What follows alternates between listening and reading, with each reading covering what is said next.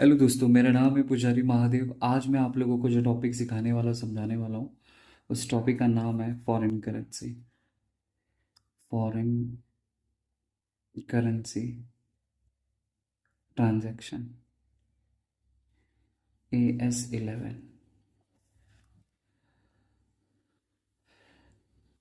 तो foreign currency transaction को समझने के पहले पहले हम लोग ये समझते हैं AS11 क्या है। AS11 का मतलब होता है अकाउंटिंग स्टैंडर्ड।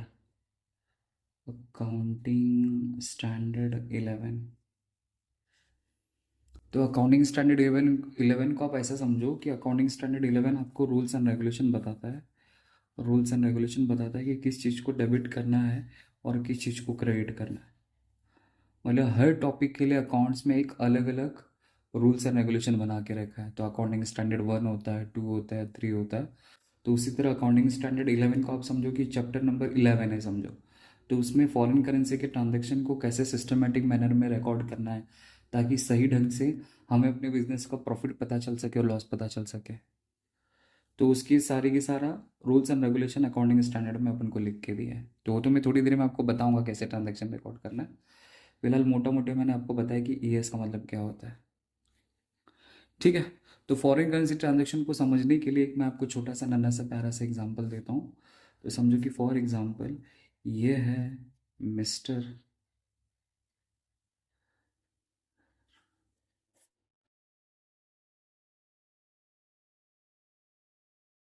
टोनू। तो ये है मिस्टर टोनू, जिसको ज़िंदगी में बहुत सारा बहुत सारा बहुत सारा बहुत सारा बहुत सारा बहुत सारा पैसा कमाना है। और किसी भी इंसान को अगर ज़िंदगी में बहुत सारा पैसा कमाना तो क्या करेगा? बिजनेस करेगा। और इंसान बिजनेस करके ही क्या कर सकता है? बहुत सारा पैसा कमा सकता है। तो उसने सोचा कि मैं कौन सा बिजनेस करूँ, कौन सा बिजनेस करूँ, कौन सा बिजनेस करूँ जिससे मैं बहुत सारा पैसा कमा सकता हूँ। तो उसके ख्याल में आया कि मैं इम्पोर्ट और एक्सपोर्ट का बिजनेस शुरू करता हूँ। इम्पोर्ट एंड एक्सपोर्ट का बिजनेस शुरू करता हूँ। बट सवाल ये उठता है कि इंपोर्ट और एक्सपोर्ट के बिजनेस में वो किस चीज़ को इंपोर्ट करेगा और किस चीज़ को एक्सपोर्ट करेगा। तो मैं मोटा मोटी समझो कि मैं एग्जांपल लेता हूँ बासमती चावल का, बासमती राइस। ठीक है। तो इसने समझो कि इंपोर्ट और एक्सपोर्ट करना शुरू कर दिया, बिजनेस बासमती चावल का। और ये जिस कंट्री के साथ डील करता है ना, जिस कंट्री के साथ वो डील करता है, उस कंट्री का नाम है समझो अमेरिका।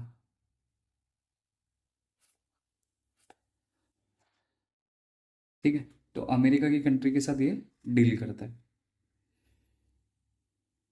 तो मैं यहाँ पे जो एग्जांपल आपको लेके समझा रहा हूँ वो एक्सपोर्ट का एग्जांपल लेके आपको समझा रहा हूँ, ताकि आप बेहतर समझ सको। ठीक है। तो मिस्टर टोनू ने क्या किया? मिस्टर टोनू ने एक्सपोर्ट किया। क्या एक्सपोर्ट किया? बासमती राइस। किसको एक्सपोर्ट किया? अमेरिका की किसी कंपनी को। अमेरिका की किसी एक कंपनी को। समझो कि उस कंपनी का नाम है Tom company. Tom limited company समझो ऐसा। तो टोनू ने एक्सपोर्ट किया बासमती राइस किसको? अमेरिका की किसी कंपनी को जिसका नाम है टॉम कंपनी। तो कितना एक्सपोर्ट किया? एक्सपोर्ट किया समझो $10 लाख का उसने एक्सपोर्ट किया है राइस। $10 लाख का उसने क्या किया है? एक्सपोर्ट किया है। ठीक है। और जिस दिन उसने एक्सपोर्ट किया उस दिन तारीख थी समझो 1 अप्रैल 2016। 1 अप्रैल 2016 को उसने $10 लाख का एक्सपोर्ट किया राइस अमेरिका की किसी कंपनी को, जो अमेरिका की कंपनी जिसका नाम समझो टॉम कंपनी। और उस दिन 1 अप्रैल 2016 को उस दिन डॉलर का रेट था समझो ₹68। ठीक है। और टॉम नाम की जो कंपनी है उसने टोनू को बोला कि भाई साहब, ओ भाई साहब, ये जो आपका $10 लाख है ना, इसका पेमेंट हम आपको, इसका जो पेमेंट हमें रिसीव्ड होगा क्योंकि एक्सपोर्ट किया है ना, तो इसका पेमेंट हमें रिसीव्ड होगा 5 इक्वल इंस्टॉलमेंट में। 5 इक्वल इंस्टॉलमेंट में इसका पैसा रिसीव होगा। तो 5 इक्वल इंस्टॉलमेंट का मतलब ऐसा समझो कि ये जो $10 लाख इसको 5 से डिवाइड कर दो तो आपको एक इंस्टॉलमेंट का वैल्यू आ जाएगा। तो $10 लाख यहाँ पे है। तो $10 लाख को अगर मैं 5 इक्वल इंस्टॉलमेंट से डिवाइड करता हूँ तो $2 लाख पर आता है, पर इंस्टॉलमेंट।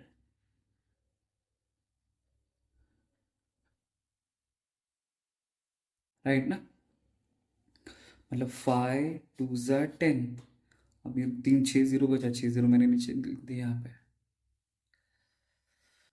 तो टॉम नाम की कंपनी ने टोनू नाम की कंपनी को बोला कि हम आपका जो पैसा पे करेंगे, मतलब टोनू को पैसा रिसीव्ड होगा, तो वो कैसे रिसीव होगा, 5 को इंस्टॉलमेंट में।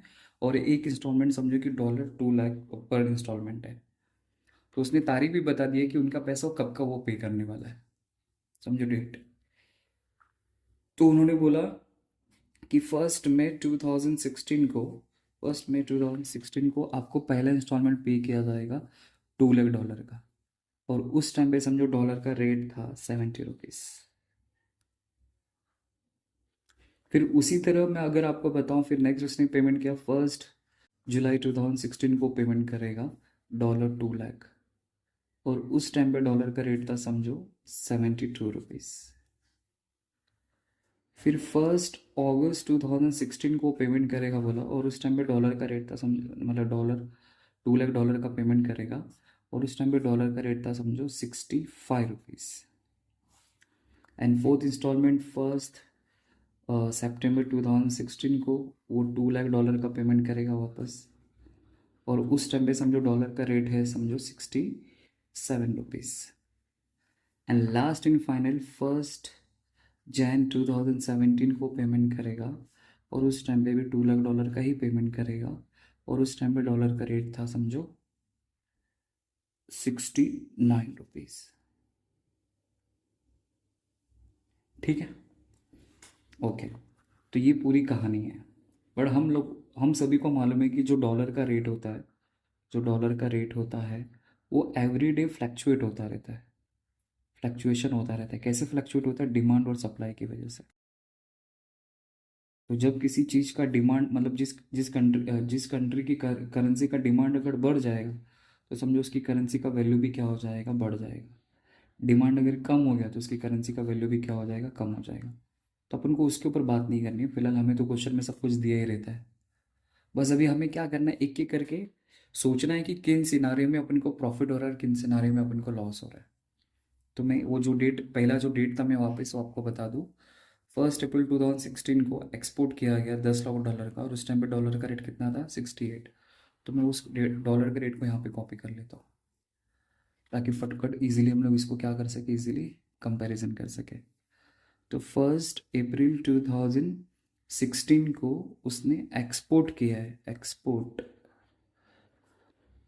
$68 के हिसाब से। ठीक है, 68 में एक्सपोर्ट किया। अब ये सोचो कि डॉलर का rate day to day life में फ्लक्चुएट होता रहता है, कम ज़्यादा होता रहता है, इंटरनेशनल मार्केट में भी और इंडियन मार्केट में भी, वो डिमांड और सप्लाई की वजह से। तो 1 जुलाई 2016 को मुझे $2 लाख का पेमेंट रिसीव्ड हुआ, वो भी कितने के हिसाब से, 70 के हिसाब से। अब कंपैरिजन करो। सोचो आपने एक्सपोर्ट किया था 68 में, मतलब आपने 68 में बेचा, बट आपको पेमेंट रिसीव हो रहा है 70 में, तो आपको ज़्यादा पैसा मिल रहा है। अगर आपको ज़्यादा पैसा मिलेगा, मतलब अगर आपको पेमेंट अगर ज़्यादा रिसीव्ड हो रहा है, तो समझो वो आपके लिए प्रॉफिट है। तो इसका मतलब पहले ट्रांजैक्शन की डील में मुझे $2 का क्या हो रहा है, प्रॉफिट हो रहा है। बराबर। अब उसी तरह अगर मैं 1 जुलाई की बात करूँ, 1 जुलाई 2016 को मुझे पेमेंट रिसीव हो रहा है 72 के हिसाब से, और मैंने एक्सपोर्ट कितने में किया था, 68 में। 68 में बेचा है, पर मुझे पेमेंट 72 मिल रहा है, तो पैसा ज़्यादा मिल रहा है। अगर मुझे पैसा ज़्यादा मिलेगा तो मेरे लिए प्रॉफिट है। तो वापस मुझे कितने डॉलर का प्रॉफिट हो जाएगा यहाँ पे, $4 का, और मुझे प्रॉफिट हो जाएगा यहाँ पे। फिर उसी तरह अगर मैं थर्ड इंस्टॉलमेंट की बात करूँ, तो थर्ड इंस्टॉलमेंट में मुझे जो पेमेंट रिसीव्ड हो रहा है वो 65 के हिसाब से रिसीव हो रहा है। ओके, बट मैंने तो सेल कितने में किया था, 68 रुपीज़ में सेल किया था। तो सोचो कि अभी आपको पेमेंट ज़्यादा मिल रहा है कि कम मिल रहा है। आपने बेचा 68 में, बट आपको पेमेंट रिसीव हो रहा है 65, तो आपको पैसा कम मिल रहा है। तो पैसा अगर कम मिलेगा तो वो अपने लिए लॉस है। तो यहाँ पे कितने डॉलर का लॉस हो जाएगा, $3 का लॉस हो जाएगा। तो उसी तरह नेक्स्ट इंस्टॉलमेंट की अगर मैं बात करूँ, तो उसमें मुझे पेमेंट रिसीव हो रहा है 67, और मैंने सेल किया 68, तो यहाँ पे वापस मुझे क्या हो जाएगा, लॉस हो जाएगा, क्योंकि मुझे पैसा कम मिल रहा है। मैंने सेल किया 68 में, बट पेमेंट रिसीव हो रहा है 67 में, तो लॉस कितने डॉलर का लॉस, $1 का लॉस। उसी तरह लास्ट इन फाइनल इंस्टॉलमेंट की अगर मैं बात करूँ, तो मैंने सेल किया था 68 में, बट पेमेंट रिसीव हो रहा है मुझे 69। तो यहाँ पे ₹1 ज़्यादा मिल रहा है, $1 ज़्यादा मिल रहा है, तो यहाँ पे प्रॉफिट हो जाएगा। बस इसी चीज़ को अपन को क्या करने का, इन डेप्थ में, इन डिटेल में, इन सारे सारे के सारे ट्रांजेक्शन को क्या करना है, सिस्टमेटिक मैनर में क्या करना है, रिकॉर्ड करना है। तो जो फॉरेन करेंसी में डॉलर का जो रेट फ्लक्चुएशन होता है, तो फ्लक्चुएशन होने की वजह से डॉलर में कम ज़्यादा, मतलब कम ज़्यादा का वेरिएशन आ जाता है। तो कितना प्रॉफिट हुआ, कितना लॉस हुआ, कितना लॉस हुआ, कितना प्रॉफिट हुआ, तो उसको रिकॉर्ड करने के लिए एक अलग से अकाउंट क्रिएट किया जाता है, एक सेपरेट अकाउंट क्रिएट किया जाता है, और उसी सेपरेट अकाउंट को बोला जाता है FAF अकाउंट। फॉरेन करेंसी की ट्रांजैक्शन में डील करते समय, तो फॉरेन करेंसी की वजह से कितना रेट में फ्लक्चुएशन हुआ, डॉलर में फ्लक्चुएशन हुआ, जैसे यूरोप की कंट्री के साथ अगर मैं डील करूँगा तो मुझे पेमेंट यूरो में करना पड़ेगा। अमेरिका की कंट्री के साथ अगर मैं डील करूँगा तो मुझे पेमेंट डॉलर में करना पड़ेगा। तो जिस कंट्री के साथ डील करोगे तो उस टाइप का आपको पेमेंट करना पड़ेगा। तो जो करेंसी की वजह से जो जो भी चेंजेस आ जाता है, प्रॉफिट और लॉस जो भी होता है, तो उसका जो हिसाब किताब है वो FF में रिकॉर्ड किया जाता है। और FF का फुल फॉर्म होता है फॉरेन एक्सचेंज फ्लक्चुएशन अकाउंट। तो ये सारी की सारी चीज़ों को अपन को फॉरेन एक्सचेंज फ्लक्चुएशन अकाउंट में सिस्टमेटिक मैनर में रिकॉर्ड करना है, ताकि पता चल सके कि मैं जिस टाइप का एक्सपोर्ट कर रहा हूँ या किसी टाइप का इंपोर्ट कर रहा हूँ, तो उसमें जो प्रॉफिट हो रहा है कि लॉस हो रहा है। बस वो पता लगाने के लिए जो टॉपिक सीखना पड़ता है ना, उसी टॉपिक का नाम है फॉरेन करेंसी ट्रांजैक्शन। मतलब जब इंटरनेशनल मार्केट में या फिर इंटरनेशनल बिजनेस करने के लिए जाते हैं, तो जब डील होता है तो कौन सी करेंसी में होता है, फॉरेन करेंसी में ट्रांजैक्शन होता है। तो उन फॉरेन करेंसी में ट्रांजैक्शन करने के बाद आपको पता लगाना है कि कितना प्रॉफिट हो रहा है, कितना लॉस हो रहा है। तो इस टॉपिक को सीखने की ज़रूरत पड़ती है।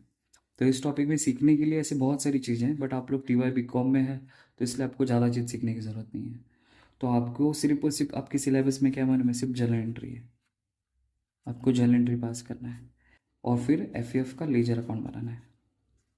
या फिर कभी कभी हो सकता है कि पार्टी नेम अकाउंट, मतलब जिस पार्टी के साथ आप डील कर रहे हो उसका लेजर अकाउंट बनाना पड़ेगा। आने वाले दिनों में जब आप लोग MCOM में आएंगे तो फिर इसका फाइनल अकाउंट भी बनाया जाता है। मतलब फॉरेन करेंसी का जो भी ट्रांजेक्शन रहता है उसको इंडियन रुपीज़ में कन्वर्ट करके फाइनल अकाउंट प्रिपेयर किया जाता है। तो अभी हम लोग उसके बारे में बात नहीं करेंगे, क्योंकि हमारे सिलेबस में तो सिर्फ और सिर्फ जर्नल एंट्री। अगर आपको जर्नल एंट्री आ गया तो सब कुछ आ जाएगा। ठीक है, तो कैसे करना है, क्या करना है, तो आगे मैं आपको समझाता हूँ। देखिए,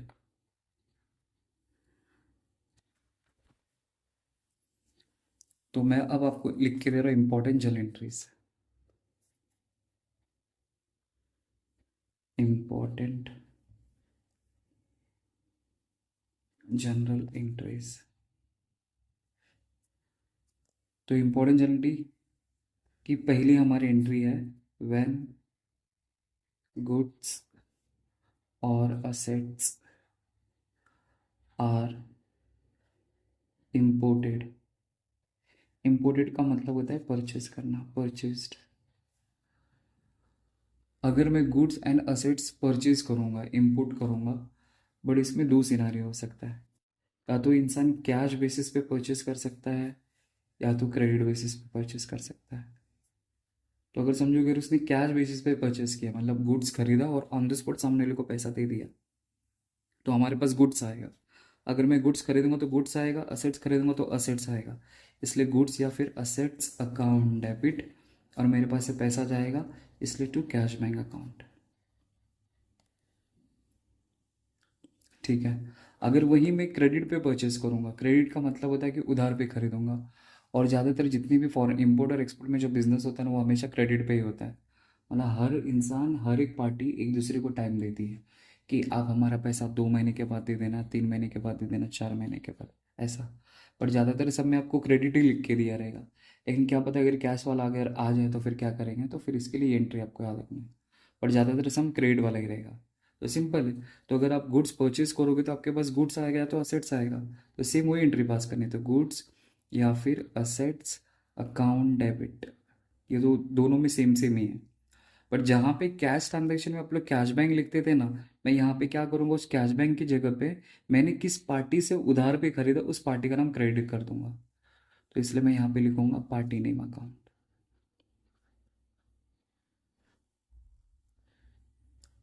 मैंने किस पार्टी से उधार पे खरीदा, क्रेडिट पे खरीदा, उसका नाम यहाँ पे मैं क्रेडिट में कर दूंगा। देखो वापस एक बार बता रहा हूँ, लिखा है कि व्हेन गुड्स और असेट्स आर इम्पोर्टेड या फिर परचेज। अगर मैं गुड्स परचेज करूंगा या फिर असेट परचेज करूंगा तो कैश ट्रांजैक्शन में सोचो कि मेरे पास गुड्स और असेट्स आएगा। तो अकाउंट में रूल क्या होता है कि जो चीज़ आती है उसको डेबिट में लिखना पड़ता है। इसलिए गुड्स अकाउंट डेबिट बोलो या फिर असेट्स अकाउंट डेबिट बोलो। और जब मैं इसको कैश में पेमेंट करूंगा तो मेरे पास से पैसा जाएगा, इसलिए टू कैश बैंक अकाउंट आ जाएगा। अब उसी तरह क्रेडिट ट्रांजैक्शन में क्या होता है कि कैश ट्रांजैक्शन को ही आपको ध्यान में रखते हुए आप एंट्री पास कर सकते हो। जैसे क्रेडिट में भी क्या होता है कि अगर मैं गुड्स उधार पे खरीदूंगा तो जाहिर सी बात है मेरे पास गुड्स आएगा ही, इसलिए गुड्स अकाउंट डेबिट या फिर असेट्स अकाउंट डेबिट। टू, मेरे पास से पैसा नहीं जाएगा, तो आपने किस पार्टी से उधार पे खरीदा उस पार्टी का नाम नीचे कर देना बस। तो आपको क्वेश्चन में तो पार्टी का नाम लिख के दिया रहेगा, वो पार्टी का नाम क्रेडिट हो जाएगा। मतलब मैंने उस पार्टी से क्रेडिट पे लिया, क्योंकि मुझे लिखना तो पड़ेगा ना कि मैंने किस पार्टी से उधार पे लिया। तो उस कैश की जगह पे मैं पार्टी नहीं मकान लूंगा, जहाँ पे कैश में मैं कैश बैंक लिखता हूँ वही क्रेडिट में मैं क्या कर दूंगा, पार्टी का नाम लिख दूंगा। ठीक है, फिर दूसरा इसी का उल्टा, when goods are, sorry when goods या फिर slash assets are exported. Export का मतलब होता है सेल करना। तो इसमें भी दो कहानी हो सकती है, या तो मैं कैश बेसिस पे सेल कर सकता हूँ या तो क्रेडिट बेसिस पे सेल कर सकता हूँ। अगर मैं कैश बेसिस पे सेल करूँगा, एक्सपोर्ट करूँगा, तो मेरे पास पैसा आएगा, इसलिए कैश बैंक अकाउंट डेबिट, बराबर। और मेरे पास से गुड्स जाएगा, असेट जाएगा, इसलिए टू असेट्स अकाउंट लिखो या फिर गुड्स अकाउंट लिखो, गुड्स अकाउंट। अब क्रेडिट में भी वैसे ही है कि मैंने उधार पे बेचा है, उधार पे बेचा है, तो मेरे पास तो पैसा नहीं आएगा। तो जहाँ पे मैं पैसा लिखता हूँ ना कैश में, वहीं पे आपको पार्टी का नाम लिख देने का। तो party name account debit to, मेरे बेचूंगा तो गुड्स जाएगा मेरे पास है, तो इसलिए गुड्स या फिर असेट्स अकाउंट। तो अगर दोनों एंट्री को अगर ध्यान से देखेंगे ना, तो कैश इसमें देखो या क्रेडिट में देखो, तो दोनों में मैंने क्या किया, सिर्फ नाम उल्टा कर दिया बस। क्रेडिट में रहेगा तो आप लोगों को रेसिपी में समझा सकते हो, क्रेडिट में बेचा तो मैंने किसी पार्टी को बेचा रहेगा, तो पार्टी रिसीव करेगा, इसलिए पार्टी नेम अकाउंट डेबिट। और मेरे पास से गुड जाएगा टू गुड्स अकाउंट या फिर असेट्स अकाउंट क्रेडिट, ऐसा भी लिख सकते हो। मतलब जो आपका सेंस बोलता है कि कैसे, मतलब डेबिट और क्रेडिट प्रॉपर होना चाहिए बस। आप अपना कुछ भी लॉजिक लगा के आप इसको याद कर लो बस, ऐसा समझ लो मतलब। ठीक है, देखो कैश में वापस से बता रहा हूँ, कैश तो एकदम सिंबल होता है कि व्हेन गुड्स और असेट्स आर एक्सपोर्टेड या फिर सेल। अगर मैं गुड्स को सेल करूंगा तो मेरे पास पैसा आएगा, इसलिए कैश बैंक अकाउंट डेबिट हो जाएगा, बराबर। और जब मैं सेल करूंगा तो मेरे पास से असेट जाएगा, तो टू असेट्स या फिर गुड्स अकाउंट। अगर वही वही मैं अगर क्रेडिट पे सेल करूं तो क्या होगा कि जहां पे मैं कैश लिखता था ना कैश में, वहीं पे पार्टी का नाम लिख दूंगा। मतलब मैंने बेचा तो पार्टी ने रिसीव किया समझो, इसलिए पार्टी नेम अकाउंट डेबिट, और मेरे पास से गुड जाएगा इसलिए to goods account to assets account, बस हो गया।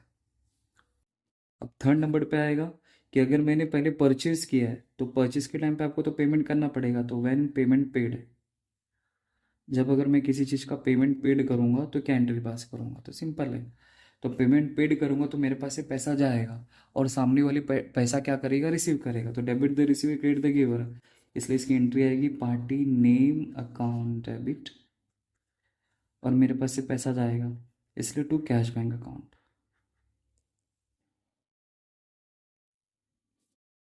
Party name account debit to cash bank account.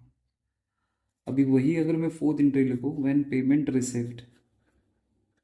अगर मैं एक्सपोर्ट करूंगा तो देखो पेमेंट पेड कब करना पड़ता है, जब आप इंपोर्ट करते हो या फिर कोई चीज़ परचेज करते हो, तो उस टाइम पे आपको पेमेंट करना पड़ता है।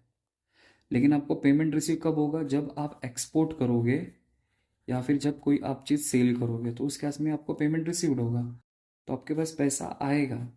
इसलिए हम लोग एंट्री क्या पास करेंगे, कैश बैंक अकाउंट डेबिट। पैसा कौन दिया, पार्टी दिया, तो पार्टी इज द गिवर, इसलिए पार्टी नेम अकाउंट क्रेडिट आ जाएगा, बस। कुछ नहीं, जो बचपन में हमने एंट्रियाँ सीखी थी, बचपन का मतलब होता है जो आपने 11 में एंट्रियाँ सीखी थी, वही एंट्री है बस, और कुछ नहीं है। बस आपको रिकॉल कराया जा रहा है टीवाईवी कॉम में। अगर आपने इंपोर्ट किया तो क्या एंट्री पास करनी है, एक्सपोर्ट किया तो क्या एंट्री पास करनी है। तो आप लोग ये भी लिख सकते हैं, जहाँ पे मैंने, जैसे अगर मैंने एक्सपोर्ट किया है, सेल किया है, तो जहाँ पे गुड्स और जहाँ पे मैंने गुड्स और असेट लिखा है वहाँ पे आप एक्सपोर्ट अकाउंट भी लिख सकते हैं या फिर सेल्स अकाउंट भी लिख सकते हैं। और यहाँ पे जो मैंने इंपोर्ट किया है, तो जहाँ पे गुड्स और असेट से गुड्स और वहाँ पे परचेस अकाउंट भी लिख सकते हैं या इंपोर्ट अकाउंट भी लिख सकते हैं, जो आपको कन्वेंट लगे, क्योंकि हर सिनारे में आंसर वही सेम ही आने वाला है, तो कोई प्रॉब्लम नहीं है ऐसा। ठीक है। अगर आप पेमेंट पेड करोगे तो आपके पास से पैसा जाएगा, तो पैसा कौन रिसीव करेगा, पार्टी रिसीव करेगा, इसलिए पार्टी नेम अकाउंट डेबिट। और आपके पास से पैसा जाएगा इसलिए to cash bank account. Next लिखा payment receive, when payment received, अगर आपको पेमेंट रिसीव्ड होगा, तो पेमेंट रिसीव कब होता है, जब मैं एक्सपोर्ट करूंगा, तब जब मैं सेल करूंगा तो मेरे पास पैसा आएगा, इसलिए cash bank account debit to party name account. बस इसी का उल्टा करना है। नेक्स्ट, अब सवाल ये उठता है कि जब फॉरेन करेंसी में अब जब हम डील करते हैं तो पेमेंट करते समय या फिर पेमेंट रिसीव होते समय या तो अपन को प्रॉफिट हो सकता है या तो अपन को लॉस हो सकता है। तो मैं एट लॉस की एंट्री पास करो। तो इस लॉस की एंट्री क्या है, तो लॉस और प्रॉफिट को याद रखने के लिए मैं आपको एक लॉजिक दे रहा हूँ, बस वो लॉजिक याद रखो तो आपको इजीली समझ में आ जाएगा। तो लॉजिक क्या है कि अगर डील करते समय अगर आपको लॉस हो गया, डील करते समय अगर आपको लॉस हो गया, तो एफ को आपको डेबिट में लिखने का है। अगर डील करते समय अगर प्रॉफिट हो गया आपको, प्रॉफिट, तो फिर उस केस में एफ को क्रेडिट में लिखने का। बस इसी लॉजिक के ऊपर पूरा एफ अकाउंट है, फॉरेन करेंसी। बस इस कंसेप्ट को माइंड में सेट कर लो, इजीली आप कोई भी सम सॉल्व कर सकते हो। लॉस हुआ एफ डेबिट कर दो, प्रॉफिट हुआ एफ क्रेडिट कर दो, बस। तो अब मैं जो ट्रांजेक्शन लिख रहा हूँ, जो मैं एंट्री लिखने जा रहा हूँ, तो वो क्या है, एट लॉस। अगर मुझे लॉस हो तो मैं क्या एंट्री पास करूँगा, तो सिंपल है, अगर लॉस होगा तो मैं एफ अकाउंट डेबिट करूँगा। और किसने मुझे लॉस करा है, पार्टी नहीं करा है, इसलिए पार्टी नेम अकाउंट। उस पार्टी की वजह से तो लॉस हुआ ना, उसने मुझे पेमेंट किया, बस दोष उसको दे दो। उसी तरह सिक्स में जब मैं पेमेंट रिसीव करूंगा या किसी को पेमेंट दूंगा तो मुझे प्रॉफिट भी तो हो सकता है। तो प्रॉफिट होगा तो एफ को क्रेडिट कर दो। और प्रॉफिट किसकी वजह से होगा, पार्टी की वजह से, इसलिए पार्टी नेम अकाउंट डेबिट कर दो। इसलिए एंट्री आएगा party name account debit to F account.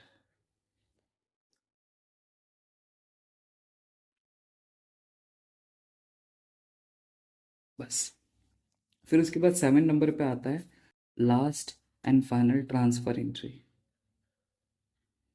तो ये ट्रांसफर एंट्री क्या बताता है कि एंड ऑफ द ईयर जब आप लोग अपने अकाउंट को क्लोज करते हो तो हम लोग क्या करना पड़ता है कि एफ अकाउंट में जो कुछ भी पैसा बचा रहता है उस पैसे को ट्रांसफ़र किया जाता है पीएनएल अकाउंट में, ताकि पता चल सके कि मुझे कितना एक्चुअल प्रॉफिट हो रहा है और कितना लॉस हो रहा है। तो उसके लिए अपन को ट्रांसफर एंट्री पास करना पड़ेगा। तो ट्रांसफर एंट्री हमेशा at end of the year pass किया जाता है।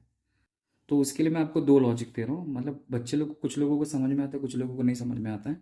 मैं फिलहाल भी समझाने के हिसाब से बता देता हूँ कि अगर आपका आंसर अगर पॉजिटिव आया कैलसी पे कैलकुलेट करते समय, या फिर कैलसी पे कैलकुलेट करते समय अगर आपका आंसर नेगेटिव आया, तो पॉजिटिव आएगा तो समझने का कि लॉस है, और नेगेटिव आएगा तो समझने का कि प्रॉफिट है। तो लॉस हुआ इसलिए पीएनएल अकाउंट को डेबिट कर दो, profit and loss account debit हो जाएगा, और एफ अकाउंट क्रेडिट कर देने का, क्योंकि एफ में जो पैसा पड़ा उसी को अपन ट्रांसफर करें ना। तो लॉस हो तो पीएनएल डेबिट एफ क्रेडिट। अगर प्रॉफिट हुआ तो इसका उल्टा कर दो। प्रॉफिट होगा तो उल्टा कैसे करेंगे, तो आएगा F account debit to PNL account. क्योंकि यहाँ पे प्रॉफिट है तो प्रॉफिट रहेगा तो पीएनएल अकाउंट क्रिएट हो जाएगा और एफ डेबिट हो जाएगा, बस। तो जिसको ये 7 की 7 एंट्री अगर याद होगी ना, समझो उसकी झोले में आराम से 15 मार्क्स आ जाएगा। 15 क्या, जितने मार्क्स का भी क्वेश्चन में आएगा, 7 मार्क्स के लिए, 8 मार्क्स के लिए, 10 मार्क्स के लिए, वो इजीली आराम से उसमें ला सकता है मार्क्स, कोई ज़्यादा मुश्किल नहीं है। तो इतना लर्न कर लेना, गो थ्रू कर लेना, ठीक है। आई होप आपको समझा रहेगा। ये एंट्रीज भी आपको दिखा देता हूँ मैं यहाँ पे।